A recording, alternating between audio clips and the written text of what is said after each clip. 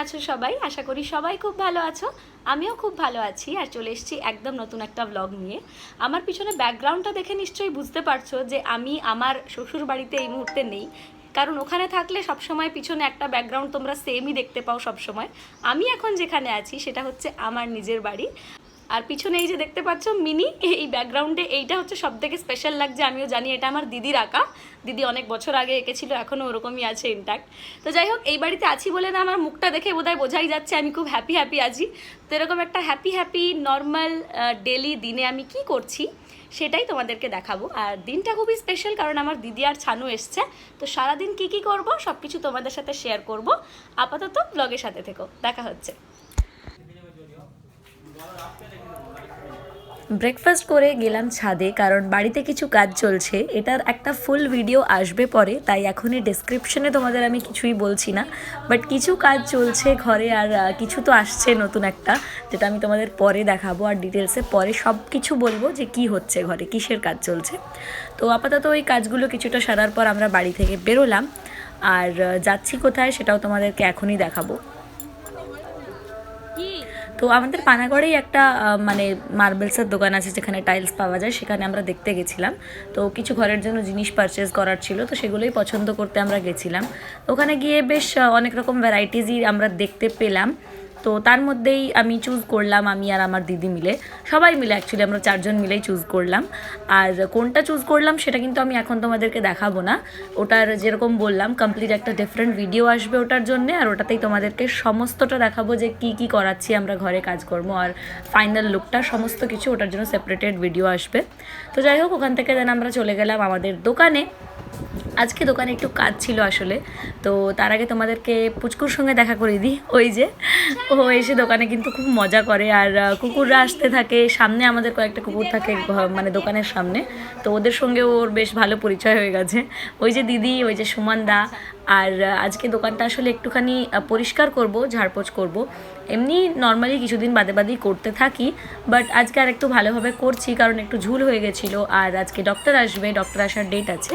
তো সেই কারণে অনেক কাস্টমার্সও আসবে আর কি, তো তাই আর কি একটু ঝাড়পোছটা করে নিলাম।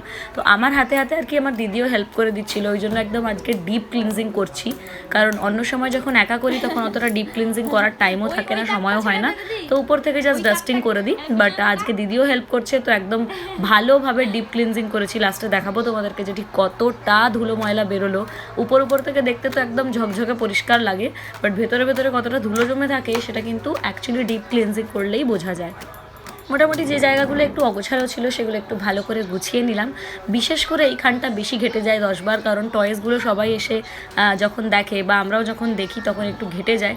আর ছোটো ছোটো জিনিস তো, সেজন্য চট করে ওটাকে চেঞ্জ করে নিলাম আর গুছিয়ে নিলাম সুন্দর করে। দেন যতগুলো শেলফি এরম অগোছালো ছিল প্রত্যেকটা মোটামুটি গুছালাম, আর ভিতর থেকে সব কিছু বার করলাম। তো দেখো ঠিক কতটা ধুলো বেরিয়েছে কোনা কোনা থেকে, আর বেশ ভালো ময়লা ছিল। মানে উপর থেকে তো দেখে চকচকে লাগে, বাট ওই যে বললাম দিদি হেল্প করলো বলে একটু ডিপ ক্লিনজিং করে নিলাম আজকে।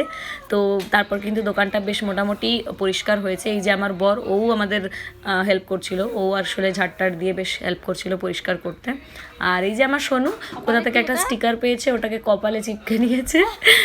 মানে ও যেখানেই এরকম কিছু পায় না যেটাতে কোনো স্টিকি অ্যাডহেসিভ টাইপ জিনিস আছে, ওটা কিন্তু সবার আগে ও কপালে চিপকে নেয়। ওর কী আনন্দ হয় আমি জানি না, বাট ও খুব মজা পায়। আর ওই যে নিচে দেখতে পাচ্ছ পটলকে, ও কিন্তু কন্টিনিউ এইভাবেই থাকে, যতই ধুলো ওর গায়ে লাগুক। অনেকবার বললাম যে ওট এত ধুলো হচ্ছে গায়ে হবে, কোনো যায় আসে না ওর। ধুলো হোক, ঝড় হোক, বন্যা হোক, যাই হোক, ও কিন্তু যেখানে শুয়ে থাকবে ওখানেই শুয়ে থাকে, ও জাস্ট নড়ে না।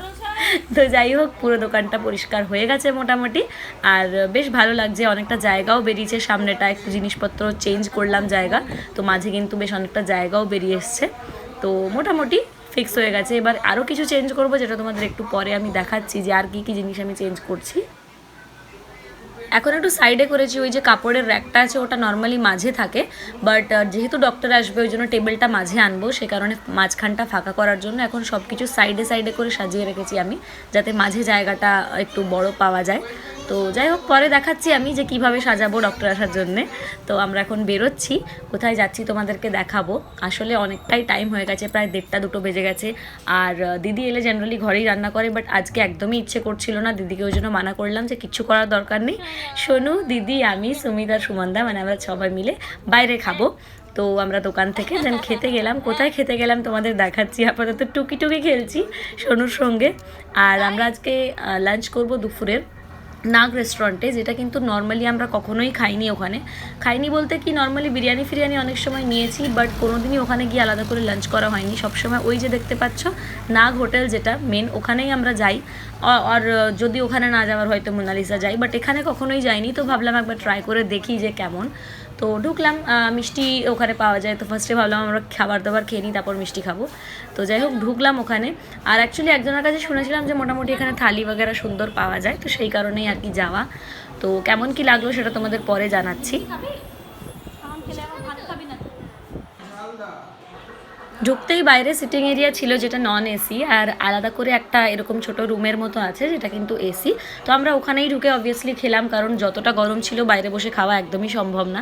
তো মোটামুটি ছিমছাম টাইপের একটা হালকা অ্যাম্বিয়েন্স ছিল। এসি চলছিল, এটাই মেন কথা, কারণ এতটাই গরম ছিল, ওই গরমে বসে খাওয়া সত্যি সম্ভব ছিল না। তো আমরা এলাম আর আমরা অর্ডার দিলাম নিজেদের। তো ফার্স্টে এসে গেছে স্যালাড, এরপর কি আসবে সেগুলো তোমাদের দেখাচ্ছি। থালি, তো থালিতে ছিল নর্মাল রাইস, 3-4 রকমের ভাজা ছিল, পাঁপড় ভাজা ছিল, ডাল ছিল, আলু পোস্ত ছিল, আর আলু পটলের তরকারি ছিল। এটা ওদের নর্মাল থালি। প্রাইস কিন্তু 160, সেটা কিন্তু অনেকটাই এক্সপেন্সিভ। বাট ওই আর কি, আমরা যেহেতু জানতাম না তাই ট্রাই করতে গেছিলাম। আমি নিয়ে নিয়েছিলাম বিরিয়ানি, বাকি 3জনাই নিয়েছিল নর্মাল থালি। গরমে খেতে ইচ্ছে করছিল না ওদের, বাট আমি তো যাই হোক খুবই বড় বিরিয়ানির আবার, তো আমি বিরিয়ানি নিয়েছিলাম। ওরা কিন্তু এই থালিগুলোর সঙ্গে চিকেন নিয়েছিল, আর দাদা নিয়েছিল মাছ।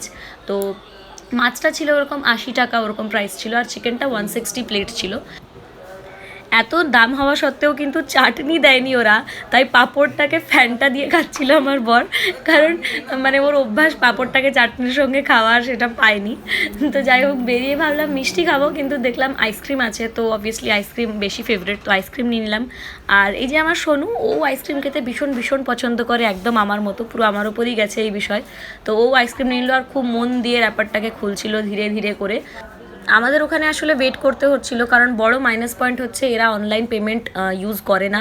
তো অল দ্য ওয়ে গিয়ে আবার এটিএম থেকে টাকা তুলে আনতে হলো আমার বরকে, সেটা কিন্তু খুবই বড় সেটব্যাক। আমার একদম পছন্দ হয়নি জিনিসটা, বাট কি আর করা যাবে।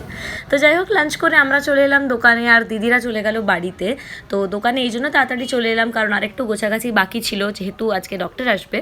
তো আমি দেখাই যে কিভাবে দোকানটাকে ক্লিন করলাম। আসার পরেও আমি একটুখানি মুছে টুছে নিয়েছিলাম ভালো করে, আর একদম সেট করে নিয়েছি। মোটামুটি দোকানটা বেশ ছিমছাম পরিপাটি করে সাজানো গোছানো লাগছে, যেহেতু দিদি আজকে হাতে হাতে কাজটা লেগে গেল তাই কিন্তু।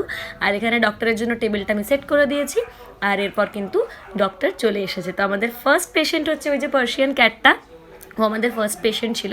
পরপর প্রত্যেকের সঙ্গেই তোমাদেরকে আমি পরিচয় করাবো। তো ওর পরে আমাদের সেকেন্ড এসেছিল হচ্ছে ইনি হচ্ছে একটা রটওয়েলের। তো ওনাকে কিন্তু সবাই ভয় পাচ্ছিল, যারা অদার পেশেন্টরা ছিল, বাট ও কিন্তু মানে কি বলবো, সাচ এ সুইট হার্ট। ও রটওয়েলের রূপে একটা ল্যাব ছিল, আর ভীষণ ভীষণ কিউট। মানে ওকে বাস দেখে মানুষ ভয় পেয়ে যায়, এটাই একটা বড় একটা দুঃখের জিনিস। কিন্তু ও কিন্তু মানে ল্যাব থেকেও, মানে ল্যাব যতটা ফ্রেন্ডলি হয় তার থেকেও ফ্রেন্ডলি ছিল, খুব মিষ্টি ছিল বাচ্চাটা। তো এরপর আরেকটা ল্যাব এসেছিলো, ওই যে ওখানে শুয়ে আছে, ওর শরীরটা ভীষণই খারাপ, তাই ও ওখানে গিয়ে একটু শুয়ে রেস্ট নিচ্ছিল। আর মাঝে এসেছিলো একটা ইন্ডি বিড়াল, খুব খুব কিউট, কিন্তু আমার কোলে মোটেও আসেনি, আর ওর শরীরটাও বেশ খারাপ ছিল। বাইরে কিন্তু একজন ওয়েট করছে এখান থেকে, জানি না বুঝতে পারছো কি না, ও ভেতরে এলে তারপর দেখাচ্ছি ওকে।